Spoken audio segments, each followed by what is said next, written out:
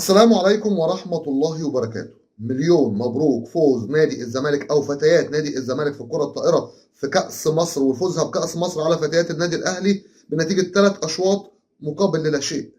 حاجة ما كنتش متوقعها وكنت يائس جدا، لكن لما عرفت امبارح إن تيتيانا بوكانا غايبة المحترفة بتاعتهم اللي هي جبارة في كرة الطايرة قلت فرصة.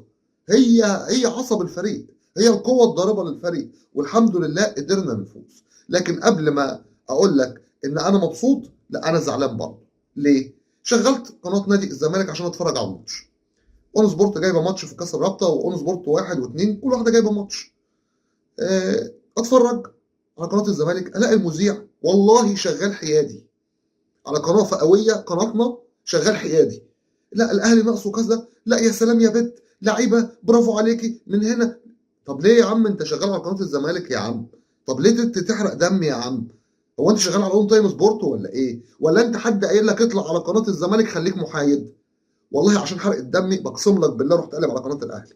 الراجل المذيع اللي على قناه الاهلي برضه كالمعتاد منحاز لفرقته، منحاز لقناه ناديه، وعمال يشجعهم ويحمس فيهم وهنقدر ويلا وما يفرقوش عننا ويلا. قلت عليه النعمه اللي سمعه هو وما سمعش بتاع الزمالك اللي جاي على قناه الزمالك اللي شغال محايد. انا مش عارف انتوا بتجيبوهم منين وازاي وليه، مع احترامنا ليهم، لكن انت محايد يبقى على قناه تانيه مش عندي. انا ما اعرفش مين اللي بيجيبه بجد، مين اللي بيجيب الناس دي باوامر ايه ولا عشان ايه ولا. والله انا شايف كده، يعني دي وجهه نظري بقى، وجهه نظركم انتم احرار. اهلا بكم في قناه الزمالك في قلبي مع اسلام ابو مازن. اهلا بكل جمهورنا العزيز، يا رب كلكم تكونوا في احسن صحه وفي احسن حال. النهارده كالمعتاد هنتكلم عن اخبار الزمالك وكل مدار داخل نادي الزمالك. لقاءكم الزملكاويه مهمه جدا عشان خاطر الفيديو يوصل لاكبر عدد ممكن من جمهور نادي الزمالك العظيم، فضلا وليس امرا. دوس لايك. نبدا اخبارنا النهارده. يا رب انصرنا يا الله. مباراه في كاس الرابطه امام بتروجيت، لو عايز تكمل في المنافسه فوز على بتروجيت. تعادل خساره بيصعب الموضوع. حكم المباراه هو محمود ابو الوفا، وحكم فار صبحي العمراوي. عايز اقول لك ان ماتشات كاس الرابطه بيحطوا لك فيها في الاول كده حكام مش من القمه او مش من المعروفين، عشان خاطر شايفين انها مباراه لسه في الاول. كل التوفيق وكل الدعم لنادي الزمالك. هكلمك على الشغل الشاغل. اصل لو ما اتكلمش على موضوع زيزو هتكلم على ايه؟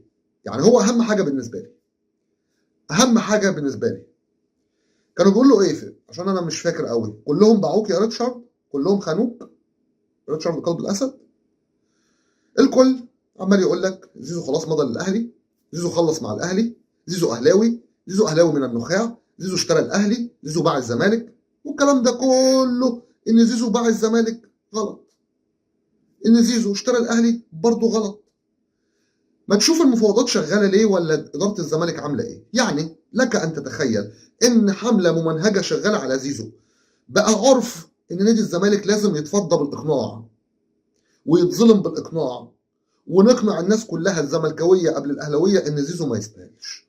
لك ان تتخيل واحد من الناس غايب بقاله فتره، والزمالك عمال يتغلب في دوري وكاس وسوبر ومش عارف ايه، وما كسبش غير السوبر الافريقي وكده، وفي البطولات المحليه لسه ما جابش بطولات، وبيخسر من الاهلي كتير في العاب الصالات. يطلع يتكلم، يطلع يقول حاجه ما شفناهوش، والناس كلها بدات تسال عليه. هو فين الاستاذ معتز الشامي؟ مع احترامي ليه، انا بصوا، انا ما بختلفش مع حد غير عشان خاطر الزمالك. انا ماليش دعوه انت كويس ولا مش كويس، انت حلو ولا مش حلو، ده لنفسك. لكن على الزمالك انا بقف وبتكلم، على الزمالك انا هقف واتكلم.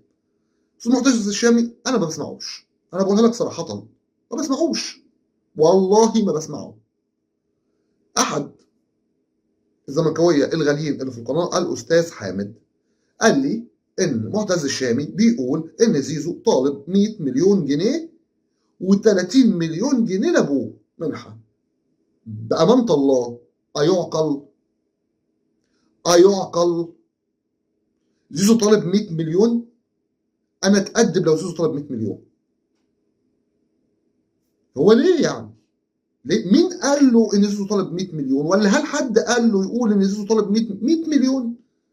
لا 100 مليون كتير، بس زيزو مش طالب 100 مليون. ليه بتقول كده؟ انت محسوب على الزمالك، ليه تقول كده؟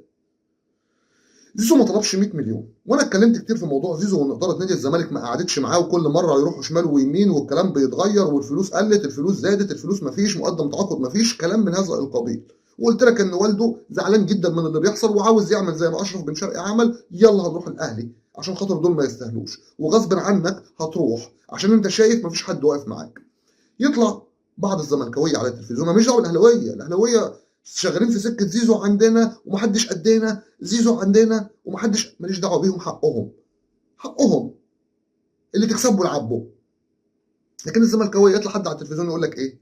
اه زيزو خلص خلاص في الاهلي، اه زيزو خلص خلاص في الاهلي، زيزو مضى، زيزو لسه ما مضاش اصلا، بس الناس من كتر ما عماله تقول مضى مضى مضى بيهيئوا لابوه، خش يلا روح، يلا روح، احنا خلاص ادينا الصدمه للناس، لبسنا لهم الصدمه، لبسنا لهم الخبر، ما يهمكش روح. طب ليه؟ ليه الزمالك تملي كده؟ ليه الزمالك تملي بيتفرح كده؟ وبايه؟ وبمساعده الزملكاويه. والله العظيم ما انا شفت غير قليلين بيخافوا على الشعار ده، قليلين خالص. الاهلي، عرض الاهلي لزيزو 30 مليون جنيه في الموسم، اسمع مني، من جوه الخزنه. العقد اللي هيتكتب ب 30، واعلانات ليك كل سنه ب 30، يبقى انت تاخد 60.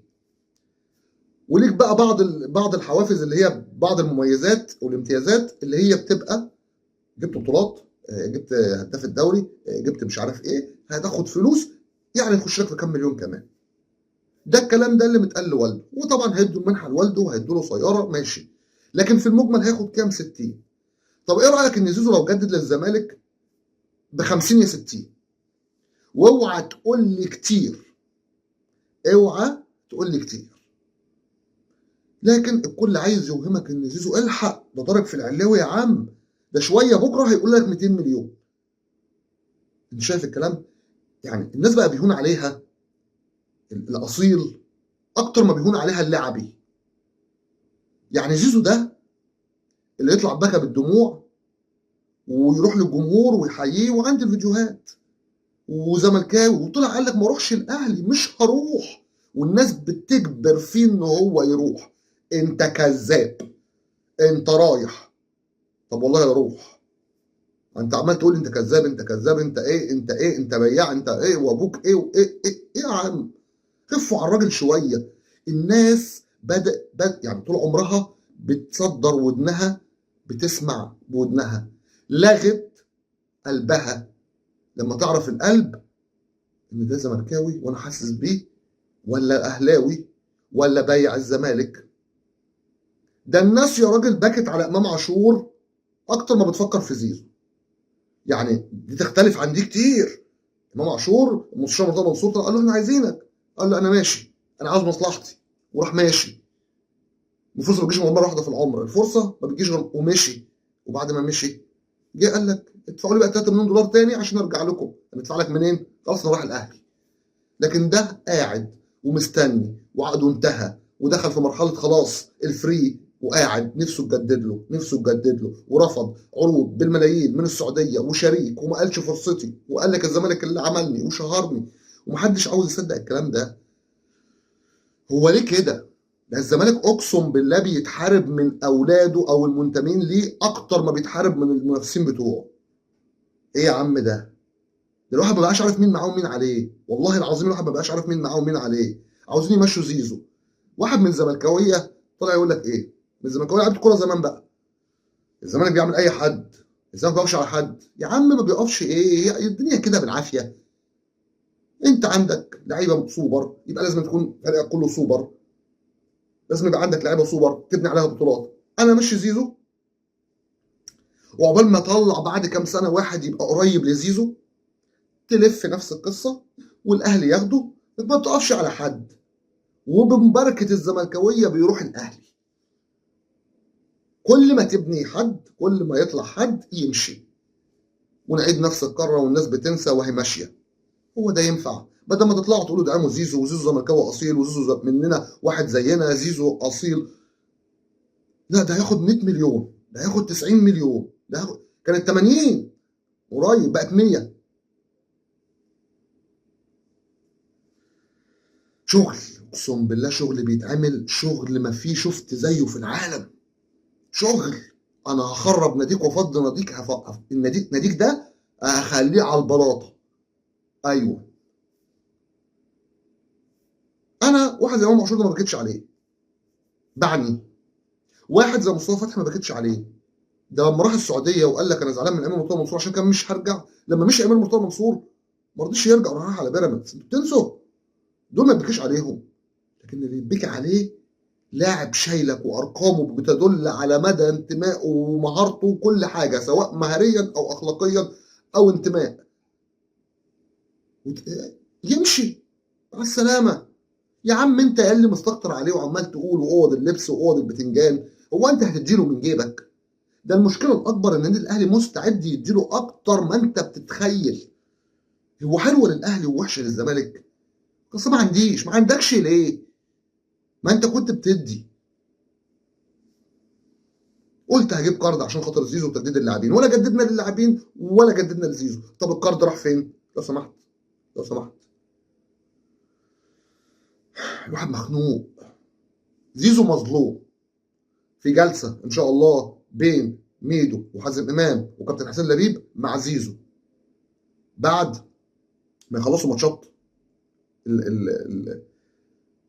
المنتخب المصري، هنشوف ايه اللي هيحصل. اداره الزمالك قالت لك، بيقولوا هنعرض لكم كل حاجه على الملأ، هنعرض عليه التجديد، ان وافق وافق، ما وافقش هنطلع نقول لكم ما وافقش ليه. طيب عرفونا بس انتوا هتدوا له كام، يعني شوف انت هتدي له كام وهو هيقول ايه وانت هتقبضه ازاي. ما انت تجيش برضه تقول له انا هديك بس ما فيش مقدم تعاقد، وفلوسك ديت هنحاول نقسطها لك وهنحاول نعملها لك. ما انت مش هتاكلني تراب، ما انتش هتاكلني تراب. وتاني حاجه تصدر عليه الراجل التاني ده اللي بيخرب الزمالك، تصدره يلاقي النهار يكتب عليه بوستات يطلع عن كده، مش عاتقه. خفوا بقى، عيب، عيب اللي انتوا بتعملوه في زيزو ده. الناس اللي بتعمل كده في زيزو ده عيب. انتوا بتضربوا الزمالك وانا عارف ان انتوا بتضربوا الزمالك كويس قوي. الزمالك طول عمره مظلوم، ومظلوم عشان خاطر اللي بيحصل فيه. عشان الزمالك حب في قلبنا هندعم نادي الزمالك، مش هنتخلى ابدا عن نادي الزمالك، ودائما وابدا في ظهر نادي الزمالك الى ان ينتهي بنا العمر. اترككم في رعايه الله وامنه وحفظه، ولكم مني خالص حبي وتقديري واحترامي، وان شاء الله قدم افضل. عاش الزمالك حب في قلبنا، والسلام عليكم ورحمه الله وبركاته. يا احسن واعظم واوفى جمهور في الكون، الزملكاويه الاصله بس. سلام.